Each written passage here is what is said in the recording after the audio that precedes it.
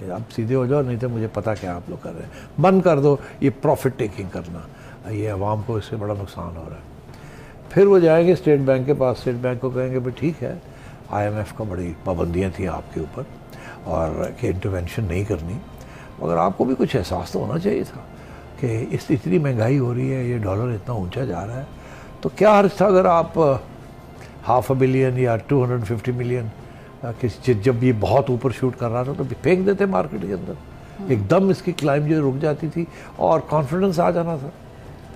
सबके अंदर कि गवर्नमेंट जो है एक्सचेंज रेट को एक हद से आगे नहीं बढ़ने देगी। तो क्या होता, आप तो वैसे ही आपके रिजर्व जो हैं वो कम गिर रहे हैं, तो अगर उसमें से 100-200 मिलियन डॉलर आप मार्केट में फेंक देते तो वो जो एकदम प्रेशर आ रहा था उसके साथ एक तो प्रेशर कम हो जाना था क्योंकि मार्केट में डॉलर आ जाने थे, दूसरा ये कि एक सिग्नल जाना था कि हम इंटरवेंशन करेंगे अगर आप लोगों ने मिल के कोई ऐसी स्पेकुलेशन की जिसकी वजह से डॉलर जो है ऊपर चढ़ रहा है, शॉर्टेज हो रही है। तो आपने भी नहीं इंटरवेंशन की जब आपको करनी चाहिए। फिर वो बिजनेस कम्युनिटी को कहेंगे ओए मुझे पता है आप सारे एक्सपोर्टर्स का, आप लोग करते क्या है कि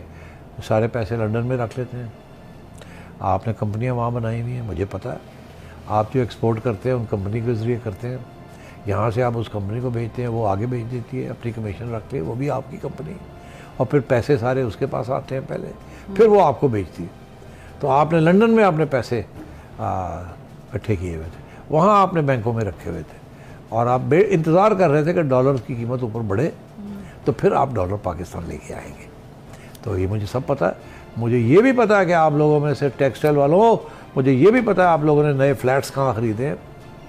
लंदन के अंदर, कौन सी नई कम्युनिटी डेवलपमेंट हो रही है, कौन से बैंक्स इन्वॉल्व हैं जिनके ज़रिए आप लोग सब ये जो पैसा आपने वहाँ रखा हुआ है वो आप दिखा के और आप मॉर्गेजेस ले रहे हैं और आप डाउन पेमेंट्स कर रहे हैं, मुझे वो भी पता।